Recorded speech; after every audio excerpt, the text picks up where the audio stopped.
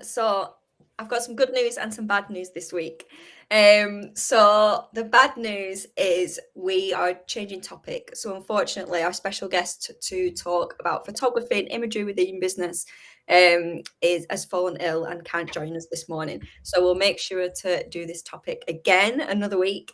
Another little bit of bad news to that as well. Una's fallen ill too. So I'm going to be your host this morning. But the good news is me and Stephen are still here. Yeah. There's still actually something going on. So me and Stephen put our heads together yesterday and thought, what can we talk about? Because we could sit here for 45 minutes talking about photography, but you probably won't take away anything that you don't already know. So what we're going to do is talk about planning for the next quarter. So we've both in our own businesses, me and Stephen have both put our heads down and started planning for quarter two for our own business. It's something that I do with my clients. I know that Stephen, you do a lot of planning with your clients as well. And also it's the start of a financial year, isn't it? So we're going into a financial year as well. So maybe maybe a lot of us are thinking, how do I spend my money? How do I spend my time this year or this quarter? What to focus on? Maybe you're already feeling lost and confused after the last quarter and you don't quite know how to get into the next. So what we're going to do is share some tips with you on how we work through that with our own clients, and then talk about our own experiences as well, and give you some tips on maybe doing your own business planning too, from our own experiences. So as always, please comment in the comment section underneath any questions, any opinions that you've got, anything that you want us to focus more on or elaborate more on. Please do that. The more interactive, the better for this session. If you're watching on replay, then again, comment #replay, and then we know that you're actually watching. And again, if you've got any questions, if you're watching the replay, please still ask them. Tag us both in, or whoever you want to ask the question to, and we'll both get back to you at a later time. So yeah, now that's over with, kind of where we're at, where we're lost. So you've seen the title, Power of Photography and Imagery. We're not talking about that today, we're talking about planning. So before we start off, let's do some introductions. So Stephen, for those of you that don't know you, or haven't met you before, please can you tell them a little bit about yourself and your business? Yes, of course. So good morning, everybody. My name's Stephen Lerman. I run a business called Chameleon BDS, which is an outsourced business development service. Basically, I'm an appointment setter, cold call, and prospector. So for people that don't want to, or don't have the resources to make those outbound calls to generate interest in their business and get in front of people, I can do all that for you. Perfect. Amazing. And for those of you that don't know me, because I know that we're streaming on Una's profile as well as our own this morning. So if this has come up on your feed and you're thinking, oh, who are these people? So I help businesses outsell and outsmart the competition, especially when, they start to feel like they're comparing themselves to the competition a lot, constantly fighting to be seen and actually be chosen. Together we uncover any missed opportunities that you might have within your brand, and how you can stand out, how you can grab more attention, how you can get more sales. So I do that through taking businesses through my 6-step brand loyalty process, which I created after years of understanding exactly what it takes for a brand to have success. If you were intrigued about them steps, you want to see what them 6 steps are, drop me a message, I'll put a comment underneath, and I'll send you a quick video to show you exactly how that's done. So, okay, let's kick off the session talking about planning for the quarter and your financial year. Okay, so like I mentioned before, this is something that we do with our clients as well as ourselves. So for me, after I work on a rebrand with my client, we always look at some brand strategies. And then brand strategies then help the business implement the brand. Okay, so it's all good, discovering this brand with me. We've created this beautiful looking brand. We understand the core of it. We understand who we're targeting. We understand the vision, the mission, all this classical stuff within the brand. But then you're sat there thinking, okay, what do I do now? How do I get it in front of people? So with my package, I include brand strategies which help you do that. So we look at the next quarter and we think, how can you position your brand? How can you put your brand in front of people during that quarter? And also one of the strategies looks at what marketing you can use. So, looking at what marketing will actually work for your business, what marketing to focus on for the next quarter. So that's what I work on with my clients. I'll share a tip, and then we can go on to how Stephen does that as well with your clients. But I suppose a big tip for me, if you're thinking, oh, I've not even thought about my brand, I've not got brand strategies, how do I do that? Where do I start? My biggest tip is not skipping it out. Okay, so we create a business plan. We put all these documents together and think this is how my business is going to run, and then we go straight to our marketing a lot of the times. Don't miss out that middle step. Don't miss out on reviewing your brand, taking a step back, really looking at what your business is about, how you want to be known, what your reputation is going to be. Because without that reflection, you're not going to get marketing that actually works. Or it might work, but it might be a quick win. And in the long term, it's not going to give you them results. So whoever you talk to or wherever you go to find out more about that, please look in that into a little bit more detail, and even drop me a message. I have a DIY brand audit that you can do yourself to do that reflection work. So drop me a message if you want to see that. So Stephen, I know that when you onboard a client, you look at, right, okay, what's you cold calling for a client, you think, right, what's the strategy? What do you want out of it? How do you want to be seen? You've got all these questions that you ask. How does the planning come into that? Or can you explain a little bit more about how that works with your clients as well? Yeah, of course. So basically, we sit down and we talk. The first things first is I want to understand what they do. So I need to, because as much as I can cold call, I want to understand what the products or service or solutions that they're trying to sell, so to see whether I can associate with it. Because if I don't get that feeling, then I don't think I'm going to be able to get the best out of it. And then I don't want them to spend their money knowing that they're not going to get the desired results. So I have to, it's like when you take a job, you want to, even if it's working for somebody else, you want to make sure that you can associate with that product. So you want to know that you have faith in that product, you trust, you believe, and you think you can add value. So that's the first step, is can I actually add value? And the way I think I can add value is that I look at past clients in a similar industry, and I've done that for them. So the chances are I could probably do that again for them. So that's job number one. Number two is I want to find out whether they've tried cold calling in the past. Has it worked for them? What went wrong? Because contrary to popular belief, cold calling isn't dead. It's necessary, because as much as you get work from referrals and people that you have to have multiple strategies. And I think cold calling is a great strategy, because you just never know who you're going to talk to and what conversations you're going to have. And if it doesn't spark something immediate, there's always going to be that opportunity down the line. So cold calling, that type of outreach, I think it is necessary. I think you had a good point with conversations there as well, isn't it? Because not always, you're not going in, obviously the sale will be ideal, but you're not going in expecting that result instantly. So having them conversations, understanding a bit more about your target and things like that helps as well, doesn't it? Yeah, absolutely. And when you're having those initial conversations, so let's say that I go with a new client and I do cold calling for them. As much as it's great to get a sale at the very beginning, it's the better option is to have those engaging conversations, because the reality is the number of touch points has increased over the years. Over the last couple of years, it's basically doubled.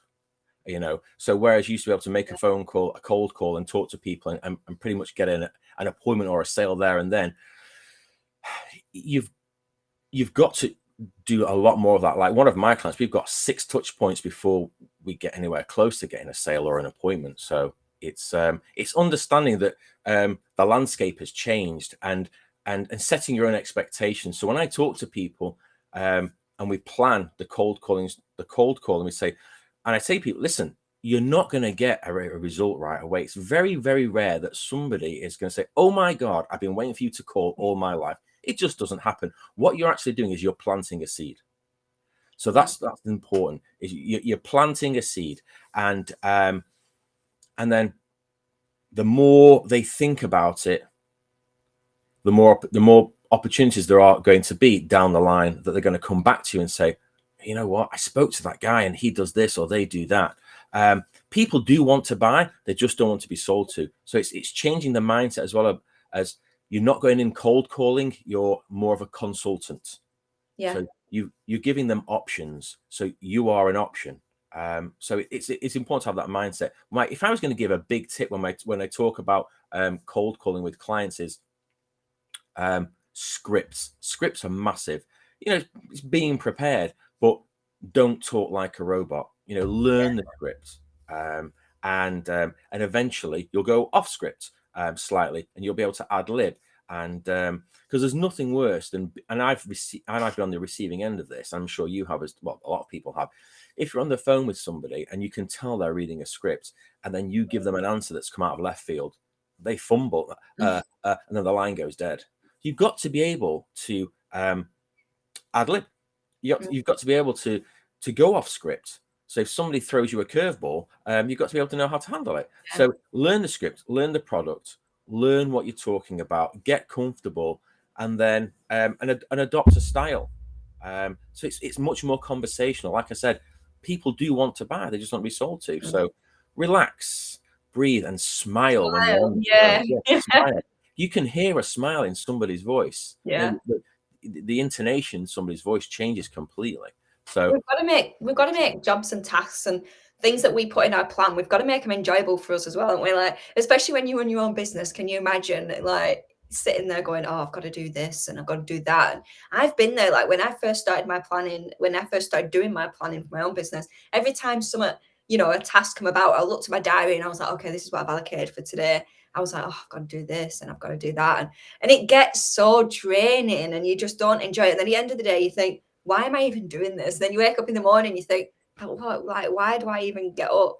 And it carries on that thing. So we've got to make these tasks and these jobs that we plan for ourselves enjoyable. So when you're saying that, you're smiling, enjoying the script, learning the script, being able to go off the script, all them, they're really micro examples, but all them examples of just making something more fun and more enjoyable to do and seeing it as having them conversations, Absolutely. And when you're planning, you've got long-term goals, because you don't always want to be maintaining that status quo. So, excuse me, if you're thinking about where am I going to be in 6 months, a year, you've got to have vision, and you've got to be positive and think, okay, so how am I going to get to that point? You've got to put plans in place, whether it's branding or rebranding, whether it's having a different type of marketing strategy, whether it's having a different type of sales strategy. You want to engage with different people, but you want to make it a fun environment. If people are going to want to work with you to help you get to the next level, you've got to be engaging. You can't be Debbie Downer. People want to be enthused, and they're only going to be enthused if you use that enthusiasm yourself, and you're excited, and you know where you want to go. I get up every morning with a smile on my face. Yeah, I know. Yeah, let's move on to our own planning as well then. So we've given a couple of tips on how people can plan within the brand, how you can plan within your calling. Let's move it more organically to our own planning. So we both work with Una, don't we? So for those of you that watched us all before, Una is a business coach and she works with people with their business planning, getting the business up and running. Anything to do with business and marketing, she helps with the strategies and guiding people through that. She has plenty of resources. So if you're not watching on Una's profile, connect with Una and see what she's got to offer, and maybe catch us all next week and hear her then. So we both work with Una, and we both do a 90-day planning, don't we? So at the end of every quarter, we plan for that next quarter. So the last week of one quarter, we'll review and we'll look, okay, what have we learned, what have we not learned, what more results do we want, how do we move forward? And then the first week of the next quarter, we are actually looking at a plan on how to implement that. So again, we give ourselves time. This is a structure that Una's created. We give ourselves time to reflect and think and put into action. We don't just think, okay, it's end of quarter, what are we doing next week? We really kind of go through even sessions talking it out with people. So if that's something that you've not do, I do really, really encourage that. But I know that before the end of each quarter, maybe 3 weeks before the end of the quarter, so beginning of the last month of the quarter, I do always feel a bit lost within my diary and within my plan. I do always, we always check in and have these accountability calls, which really help. But I can always tell when the end of the quarter is coming because I feel a bit distant from what I'm actually doing. I feel a bit kind of something might have changed, or I've got a new idea that I've not been able to implement, or I'm an idea generator. If I was a machine, that's exactly what I'd be. I'd be a computer sat there thinking of ideas. So for me, thinking, oh, I want to do this next project, this next new thing, that's exciting for me. But actually implementing and looking at the detail, that's where I lose attention, I suppose. So I can always tell when it's coming to the end of my quarter. So when I do my review, when I look back at what I've achieved and what I've not achieved, and how how I learn from that and what I want to do next quarter, that really helps me get focus, clarity, momentum. So we were talking about making things enjoyable, making things fun. Doing that does that for me. Being able to reflect back and think back, okay, this is where I want, being clear on my vision. All that helps me then get momentum.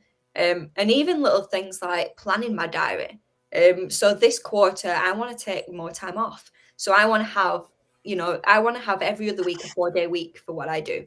And I want to be able to implement that within my structure. So that's something that I'm looking at. So it's not always just about, where you want to be within your business. It can be how do you want that to reflect in your personal life? So yeah, the benefits for me on that is focus, clarity, momentum. Stephen, I know you're quite new to working on this process with Una, but this is your second time doing it now. What's your experience been towards the end of last quarter, and what benefits have you felt after actually implementing a strategy and a plan? So, well, one of the first things that I realized was that even if I didn't finish my if I didn't get everything done that I was going to do after planning the first quarter, it's not the end of the world. You can actually bump those plans that you didn't finish to the next quarter, because it's not okay, you've only got 90 days to do it. It's a review, and it's a work in progress. So for me, this is the first time I did it with Doom, the second time I've done it the first time I've done it on my own. So I'm not going to beat myself up about it. What I've learned is I do need the structure, and I do need that accountability, because you get so engrossed in working in your business, you're not focusing on working on it. So like you, I'm looking at going to 4 days a week working on the business, working in the business, and then the fourth day I want to take some time to work on it, to grow it, and take it to the next level. So part of my plan in the first 90 days was to hire a couple of freelancers, which I've done, and so far so good. Touch wood, things are working well. I've got some great results already, which is brilliant. It's always good to start off with a bit of momentum and some good news, and hoping that carries forward. The downside of not getting things done is that I will like immediate results. And I said this to Una. I said, I'm very impatient when it comes to work. I want it now. It's impulsive. So like I'll give an example. I would rather go out and buy something now rather than ordering online, because when I've made a decision that I want something, I want it now. And it's the same with results in my business. I want the results now, but it takes time. And a lot of people, I'm very early and new to this entrepreneur journey. A lot of people, you've been doing it for 3 years. Una's been doing it a lot longer. So I'm trying to play catch up and get to where I want to be. And that's why I think having a business plan, or having a plan and working with Una is really helping me. It's helped me to focus, because I was a bit all over the place. I was trying to get everything done in a hurry, and not focusing on the different parts of the plan to be successful. So what I've learned is structure is key, focus is paramount, and having the commitment to follow through. And if you don't get it done at the end of one quarter, don't disregard it. Move it forward to the next, because it's a marathon. It's not a sprint. There you go. I think that's a really good point, though. Like, it's happened to me many a times where I've started a quarter, I've started a plan, I've even started a strategy for a brand, on my own brand, and then it's been changed halfway through. And it has to. I think the past couple of years has learned anything, that things can just change like that, and we need to be able to adapt to it to be able to thrive from it. I had to adapt so much when the pandemic hit. I relied on a lot of my work coming through face to face. I love meeting people. I'm quite an extrovert, so I utilized that strength, and I went out and talked to people, started conversations. That's how I got my business. I was still very much in the early days, so I kind of relied on that one funnel as I built up my other funnels. But then the pandemic hit, and all of a sudden, no one was networking. No one even wanted to speak to anyone else over the phone, did we? Because we all felt a bit low. We felt a bit, where things going, a bit uncertain. We had our personal stuff going on as well for a lot of us. So all of a sudden, that had to change, and I had to really pivot and look back. It weren't at the end of the quarter that I thought, right, okay, this quarter didn't work out. What can I do next time? You have to dance on your feet almost and go, how can you kind of adapt and change? So yeah, not feeling bad that that's happening. If anything, how amazing that you can spot that and change probably before anyone else has even noticed what's going on. You can be ahead of the game, especially with your competition and things like that. So yeah, adapting strategies, adapting planning. Obviously, you put your plan into place for a reason, so it's not something that you want to do all the time. But if it has to be done, then work with it and talk to the right people. I can't sit and do my business planning on my own all the time. Even with my clients, I can't sit and do their brand strategies on my own all the time. I have to sit with my client. I have to sit with my business coach. I've got to sit with fellow, people that I've met through business, running their own businesses, sharing things, discussing things. So that's a huge point as well. And that's another thing that I love about having a group, that we all do the 90-day planning together and we all listen to each other and help each other through that. Do you agree? Do you agree with that? Having that support? Absolutely, because you've got people that aren't directly involved in your business that will see things that you don't see. So my dad, who's not a business person, had his own business, but he's not a business person per se, not like how you and I would perceive that. He's a great one for saying, step outside the circle and look in. And it's great because when you're so focused on your own business, the simple things you overlook, because you take certain things for granted. So it's always great that we've got different people, because we're all in different industries, doing different things, and have got different perceptions. Some are more creative than others, some are more business minded than others. And I just think it's a true collaboration, because what we struggle with, others might find comes very naturally. Yes. And it's those off the cuff comments, that generally are quite deep. Yeah. But I have a question for you. Yeah. Talking about rebrand, did you rebrand during the pandemic? Did you? I changed my strategy. So when I talk about a rebrand, and sometimes it doesn't even mean visually. So when I say, yes, I rebranded what I'm about, I didn't rebrand myself visually. I didn't change my whole look, but I rebranded how I wanted to position myself, what my brand meant, what I wanted out my brand, what's the vision, the mission, really looking at my target audience changed, their mindsets changed. So I really had to reflect on that as well. I really had to do some more research to find out exactly what they're thinking and what they're feeling, and how the people that need me and my service, how I can get myself in front of them.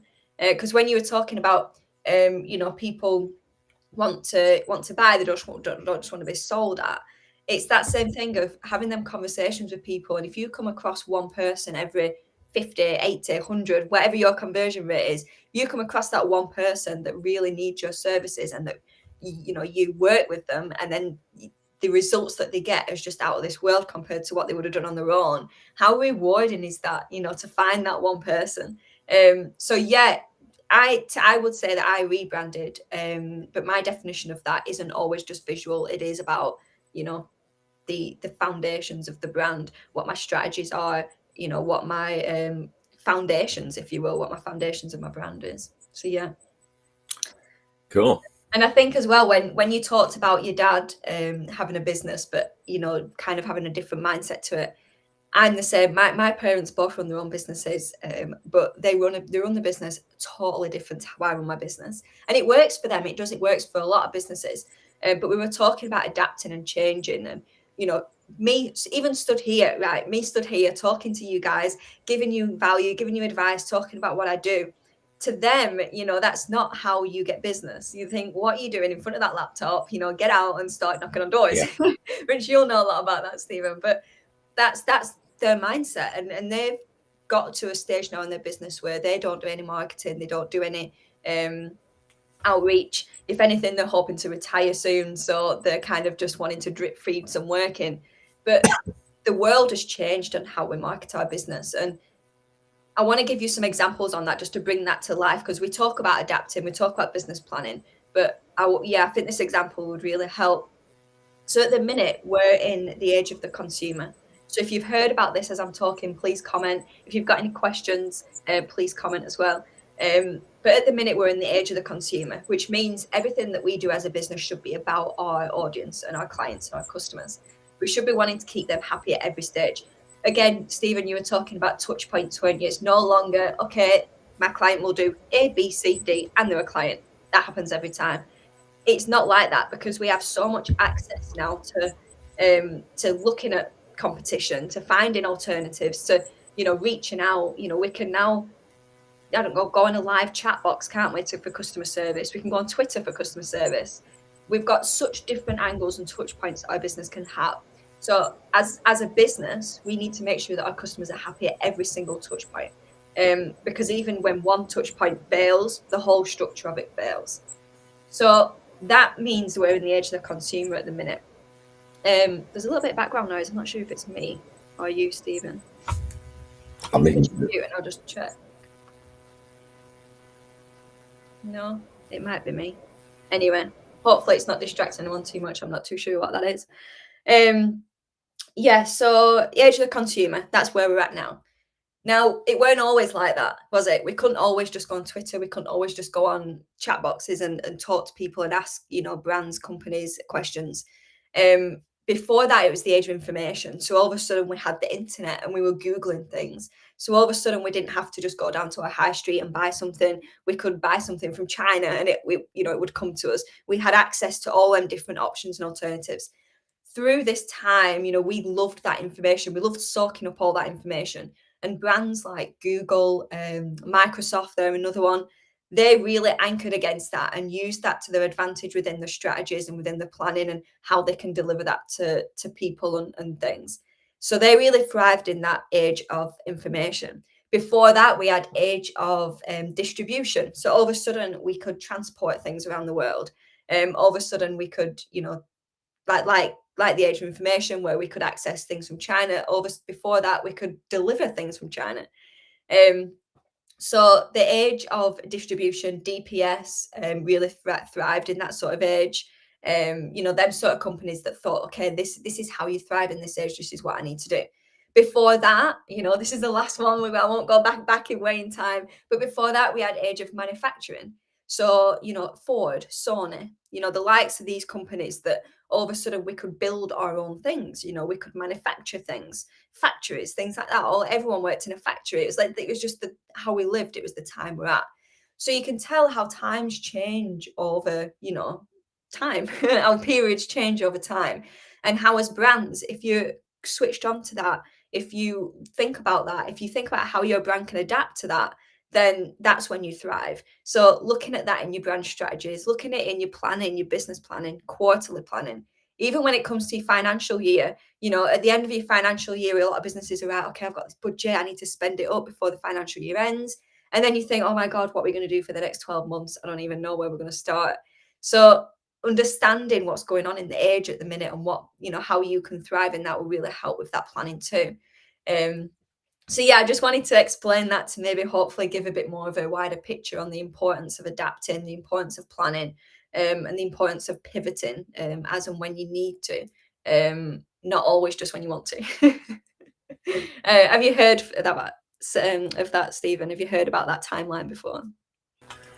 I have, but not in that context, and you've just made it really clear. Good. So no, that's great, and I think above everything, when you're dealing with clients, the most important thing for me is adding value. So even if you can't make a sale, if you can add value, you're giving away something for free. Yeah. So the hope is that eventually they'll come back to you. So I know consumers have got so much choice now when it comes to the type of work that I do, the type of work that you do. There are so many different choices they've got. So what will be the deciding factor for them to come back to us? I think it's how much value we can add to them. I think we've done a talk, haven't we, about competing on price, and we go into a lot more detail about that. So I'll after the video, I'll put a link to that in the comments. So please drop me a message if you want the link direct. But we talk about that, don't we? We talk about how to put value before price, and when customers or clients don't see the value, that's when you compete on price. And even yourself as a business owner, I've been doing some content about this. Recently as well, about when you're so worried about what your competition is doing and how you can do the same, and then you lose sight of your own value as well, don't you? Because you lose sight of what your value actually is. And you don't get anything. And I don't know about you, but whenever I used to look at my competition and practically stalk them and what they're doing and what I need to do, I got nothing but feeling guilty, anxious. I had a huge imposter syndrome. And then them energies are not doing my business any good. So looking at it and really understanding kind of what your business is about and things like that. Totally agree. I don't even look at competition, Jess. I'll be honest with you. I personally feel there is enough business out there for everybody. And everyone's got their own little niche, little corner of the world where they thrive.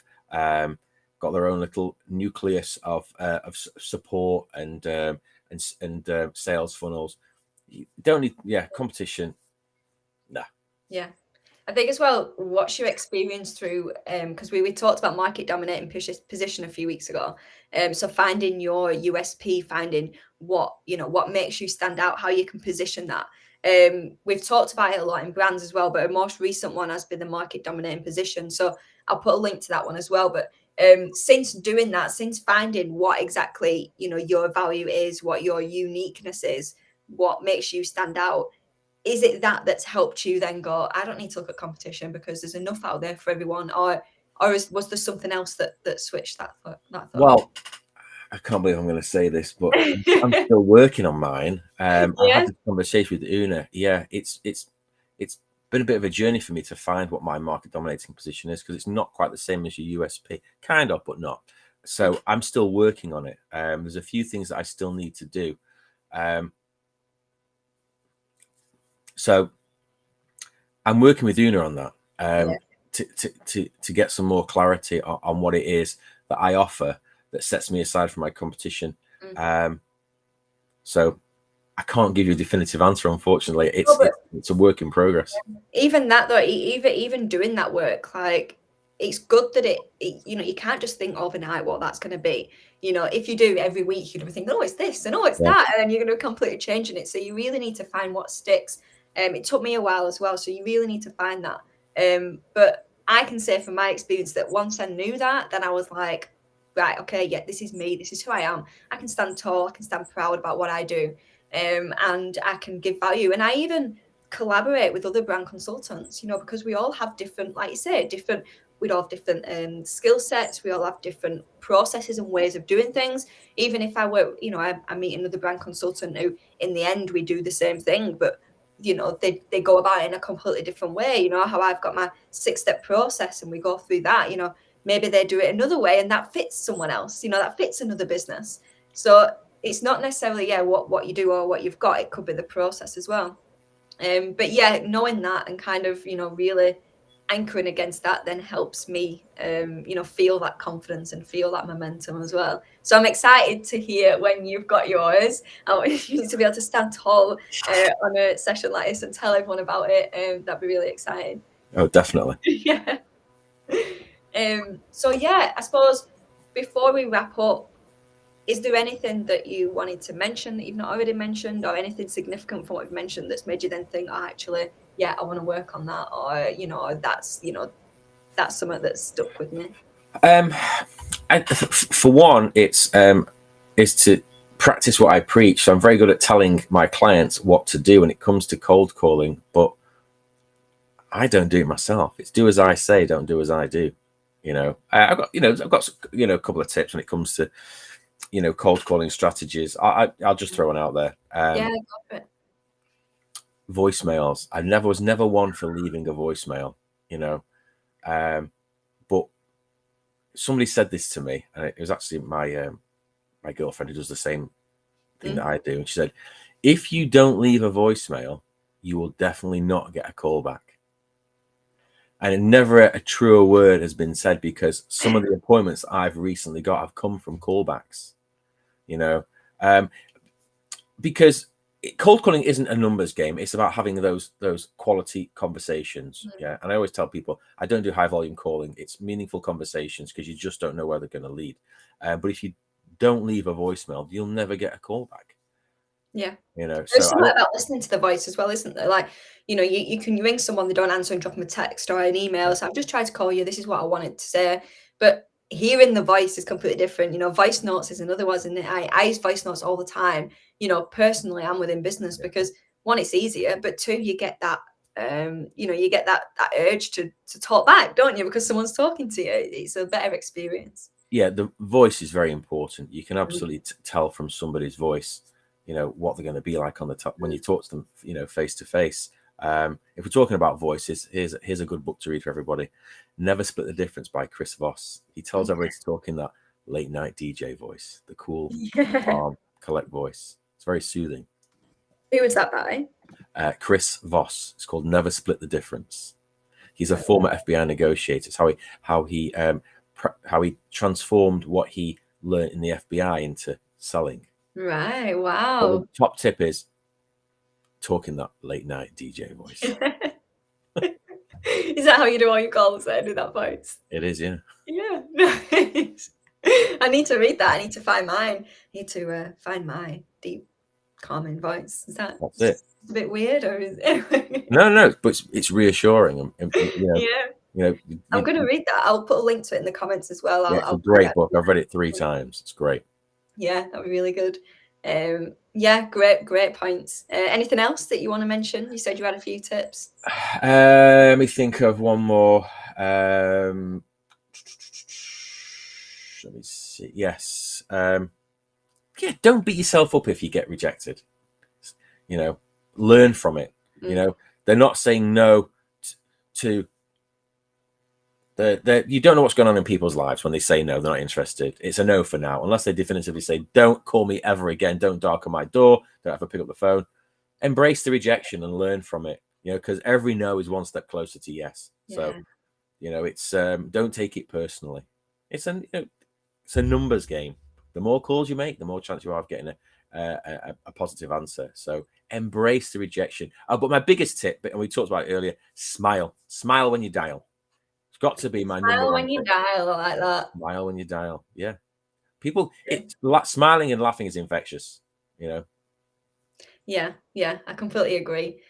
So yeah, I'd like to kind of touch on carrying on from that as well, and then making your planning enjoyable, making it fun, making it in flow for you. So again, there's a lot of work about that as well.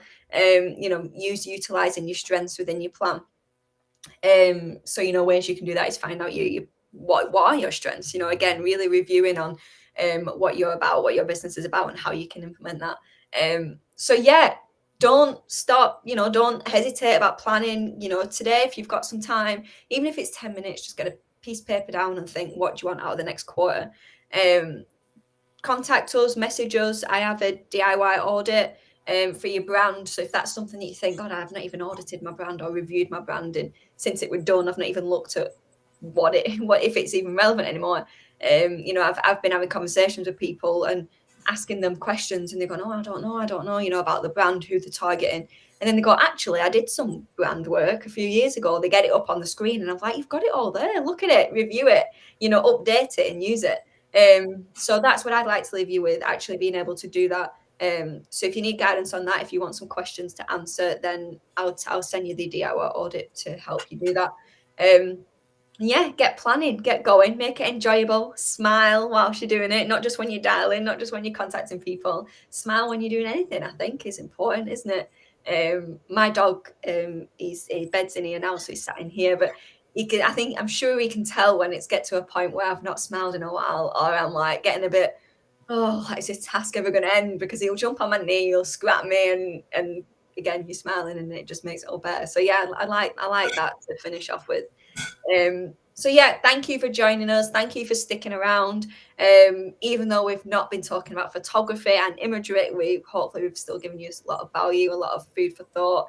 for the next quarter and even for the next financial year. As always, any questions, drop us a message, connect with us, please connect with us, and then you'll see any other events that we do.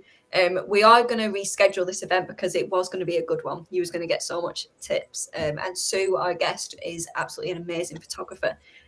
So I was really excited to get her on too. So we'll definitely reschedule this one. Keep an eye out for when that's going to be. And yeah, I hope Una and Sue, if you're both watching, I hope you feel better soon. And yeah, thanks for watching, and I'll see you all soon. Bye. Thanks, Jess. Thanks, Stephen. Bye. Bye.